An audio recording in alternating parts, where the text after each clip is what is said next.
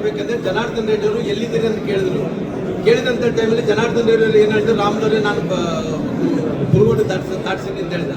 ಆ ಕುರುಗೋಡು ದಾಟಿದ ತಕ್ಷಣ ನಾನೇನು ಮಾಡಿದೆ, ನಾನು ಕೂಡ ಬಳ್ಳಾರಿಯಲ್ಲಿದ್ದೀನಿ, ಮನೆಯಲ್ಲಿದ್ದೀನಿ, ಬರ್ರಪ್ಪ ಅಂತ ಹೇಳಿ. ಜನಾರ್ದನ್ ರೆಡ್ಡಿ ಅವರು ನಾವು ನಡ್ಕೊಂಡು ಬರ್ತಾ ಇದ್ದೀವಿ, ಅವರು ಆ ಕಡೆ ಇದ್ದಂಥವ್ರು ಹಾರಿದ ನಂತರ ಜನಾರ್ದನ್ ರೆಡ್ಡಿ ಮೇಲೆ ಫೋರ್ಸ್ಫುಲ್ ಆಗಿ ಒಂದು ಏನು ಮಧ್ಯದಲ್ಲಿದ್ದಂಥ ಏನು ಇದಿದೆ, ಡಿವೈಡ್ ಆರಿ ಬರುವಂತ ಟೈಮಲ್ಲಿ ನಾನು ತಡೆದಿದ್ದೀನಿ. ಯಾಕಪ್ಪ ಅಷ್ಟು ಫೋರ್ಸ್ ಆಗಿ ಬರ್ತಿದ್ರೆ ಅದು ಯಾರು ಕಾಣಲಿ, ಜನಾರ್ದನ್ ರೆಡ್ಡಿ ಅವ್ರು ಕಾಣ್ತಾನ್ರಿ. ಜನಾರ್ದನ್ ರೆಡ್ಡಿ ಬಿಟ್ಟರೆ ಬೇರೆ ಯಾವನು ಕೇಳ್ತಿದ್ದಿಲ್ರಿ. ಅವ್ನು ಯಾರು ಬಂದ್ರೆ ಬಿಡಕ್ಕಿಲ್ಲ, ನೇರವಾಗಿ ಹಿಂಗೆ ನೋಡೋಂಥ ಟೈಮಲ್ಲಿ ನಾನು ನೋಡಪ್ಪ ಹಿಂಗೆ ಇದು ಸರಿಯಲ್ಲ, ಏನು ಮಾಡ್ತಾ ಇದ್ದೀರಿ ನೀವೆಲ್ಲ ಕೂಡ, ಏನು ನಿಮ್ದು ಅಂತ ಹೇಳಿ ಅದು ಬಿಟ್ಟರೆ ಯಾವುದೇ ಇಲ್ಲ. ಅಷ್ಟು ತಡೆಗೆ ಲೂಕ್ಲ ಆದಂಥ ಟೈಮಲ್ಲಿ ನಾನು ಜನಾರ್ದನ್ ರೆಡ್ಡಿ ಬಗ್ಲಿ ಬಂದ್ಬಿಟ್ಟಿಲ್ಲ. ಅಥವಾ ಆಮೇಲೆ ಏನಾಯ್ತು, ಫೈರಿಂಗ್ ಆಗೋದನ್ನು ನೋಡಿರಿ, ಬೇರೆ ಯಾವುದೂ ನೋಡಿಲ್ಲ. ಸರಿ, ನಿನ್ನೆ ನಡೆದ ಇನ್ಸಿಡೆಂಟು ಜನಾರ್ದನ್ ರೆಡ್ಡಿ ಈ ಹಿಂದೆ ನಿಮ್ಮ ನಡುವೆ ಏನೋ ಸ್ವಲ್ಪ ಸಣ್ಣ ಮಟ್ಟದ ಅಸಮಾಧಾನ ಇತ್ತಲ್ಲ, ನೀವು ಪ್ರೆಸ್ ಮೀಟ್ ಮಾಡಿದ್ರಿ.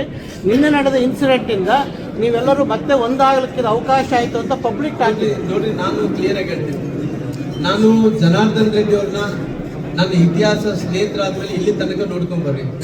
ಜನಾರ್ದನ್ ರೆಡ್ಡಿ ಅವರು ಯಾವತ್ತು ಸಂತೋಷದಲ್ಲಿದ್ದನೋ ಅದು ದೂರ ಇದೀನಾಗಲಿ, ಯಾವತ್ತು ಕಷ್ಟದಲ್ಲಿದ್ದನೋ ಅವ್ರ ಮನೆ ಬಸ್ಸಲ್ಲಿ ಬಂದಿಲ್ಲ. ಇವತ್ತು ಕೂಡ ಹೇಳ್ತಾ ಇದ್ದೀನಿ, ಯಾರ ಜನಾರ್ದನ್ ರೆಡ್ಡಿ ಎಲ್ಲ ಒಬ್ಬ ನನ್ನ ಭಾರತೀಯ ಜನತಾ ಪಾರ್ಟಿ ಕಾರ್ಯಕರ್ತ ಕೂಡ ಕಷ್ಟದಲ್ಲಿದ್ದಾನಂದ್ರೆ ಹೊಸದು ಕೆಲಸ ಮಾಡುತ್ತೆ ನನ್ನ ಕರ್ತವ್ಯ. This is my responsibility. ನನಗೆ ಪಾರ್ಟಿ ಕೊಟ್ಟಂತ ಇದೊಂದು ಅವಕಾಶ. ಯಾವುದೇ ಜನಾರ್ದನ್ ರೆಡ್ಡಿ ಎಲ್ಲ ಯಾವೊಬ್ಬ ಕಾರ್ಯಕರ್ತರುಗಳು ಹೊಂದಿದ್ರು ಕೂಡ ಇಷ್ಟು ದಿನಗಳ ಕಾಲ ಹಿಂಗೆ ಹೋರಾಟ ಮಾಡ್ಕೊಂತ ನಾನು ಜೀವನ ಪರ್ಯಂತ ಕೂಡ ಹಿಂಗೆ ಹೋರಾಟ ಮಾಡ್ಕೊಂಡ್ ಬರ್ತಿದ್ದೀನಿ. ಜನಾರ್ದನ್ ರೆಡ್ಡಿ ಅವರು ಇವತ್ತು ತೊಂದರೆದಲ್ಲಿ ಇದ್ದಾದ್ರೆ ಗೊತ್ತಾಗಿದ ತಕ್ಷಣ ಬಂದಿದ್ವಿ. ಎಲ್ಲರೂ ತ್ರಾಸ ಆಗುತ್ತೆ ಅಂತೇಳಿ ಅವರು ಸರ್ಕಾರದಲ್ಲಿ ಕೆಲವೊಂದು ಮಂತ್ರಿಗಳಾಗಿರೋ ಕಾರಣ, ಜವಾಬ್ದಾರಿ ಸ್ಥಾನದಲ್ಲಿರೋ ಕಾರಣ ಕಾನೂನನ್ನು ಕಾಪಾಡಬೇಕೆಂದು ಮಾತಾಡಿದಾರಲ್ಲಿ ಬೇರೆ ಉದ್ದೇಶ ಯಾವುದಿದ್ರೆ ನನ್ನ ವೈಯಕ್ತಿಕ ಪರಿಚಯ ಮೂಲಕ ಮಾತಾಡಿದ್ದಾರೆ. ಅಲ್ಲ, ನಾನು ಆ ಸ್ಥಾನದಲ್ಲಿ ಇದ್ದಂಥವ್ರು ಅಂತೇಳಿ ನಾನು ಆ DCM CM ಹತ್ರ ತಗೊಂಡಲ್ಲಿ ಅವರು CM ಸಾಹೇಬರು ಆಗಿರ್ಬೋದು, DCM ಆಗಿರ್ಬೋದು, ಕಾನೂನಿಗೆ ಎಲ್ಲರೂ ಗೌರವ ಕೊಡ್ತಾರೆ, ಸಂವಿಧಾನ ಗೌರವ ಕೊಡ್ತಾರೆ.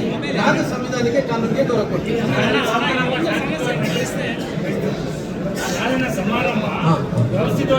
ಅಲ್ಲ, ನಾನಿಷ್ಟೇ, ಮಹರ್ಷಿ ವಾಲ್ಮೀಕಿಯವರ ಪುತ್ಥಳಿ ಅನಾವರಣ ಕಾರ್ಯಕ್ರಮ ನಾಳೆ 3ನೇ ತಾರೀಕಿನ ಫಿಕ್ಸ್ ಆಗಿದೆನೋ, ಯಾವುದೇ ರೀತಿಯಲ್ಲಿ ವಿಘ್ನ ಇಲ್ಲಾರ್ದಂತೆ ಭಗವಂತ ಶಾಂತಿಯುತವಾದಂಥ ಆ ಮಹರ್ಷಿ ವಾಲ್ಮೀಕಿಯರ ಲೋಕಾರ್ಪಣೆ ಆಗಲಿ.